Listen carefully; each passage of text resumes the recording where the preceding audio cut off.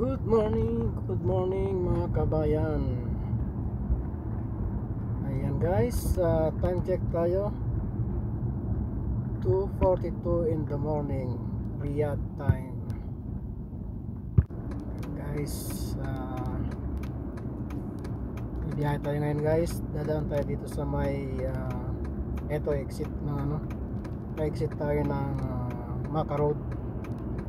Bali itong daan na to ay ang tapat niya na King Fahad Medical Hospital. Yan, mag-exit tayo dito guys. Ayan, ito na yung Maka Road. So i-share ko lang sa inyo guys itong mga daan dito sa Riyadh. So ayan guys, wala masyadong traffic ngayon dahil madaling araw na. 2:42 in the morning, Riyadh time.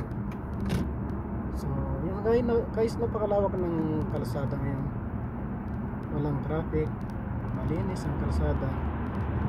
So napakasarap mag-drive guys. Yan, share ko lang sa inyo guys ang mga lugar dito sa Riyadh. Dito tayo nasa guys, sa Riyadh. So yun guys, magpatakbo guys, sobrang luwag ngayon. Bali itong Maka Road na to ay ito hanggang dito.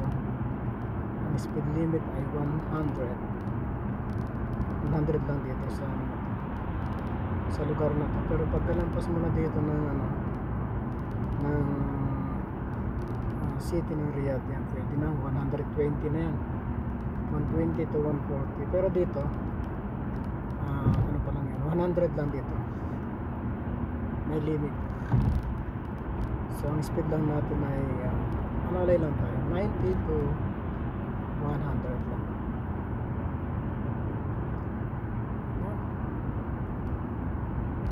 Kita nyo guys, dito na daan dito. Bali ano yan, 4 line ang kalsada dito. So napakaganda mag-drive dito.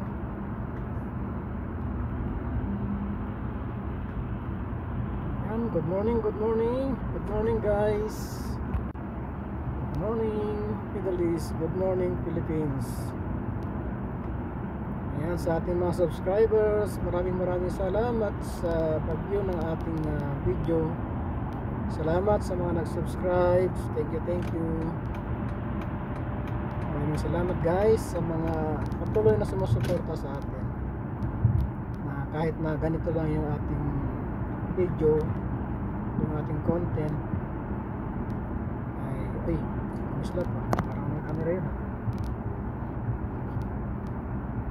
kahit ganito lang yung content natin guys, kasi dito kasi sa Middle East maraming bawal guys. So tsaga-tsaga lang muna tayo ng ganitong content.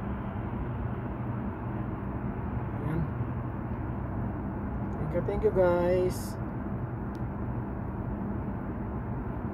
Thank you for watching. God bless everyone. Ingat-ingat po tayo. Ingat-ingat tayo lagi sa ating mga trabaho, lalo na sa ating mga kapwa ko OFW. Ingat po tayo lagi, at sa mga ibang bansa din. Thank you so much po.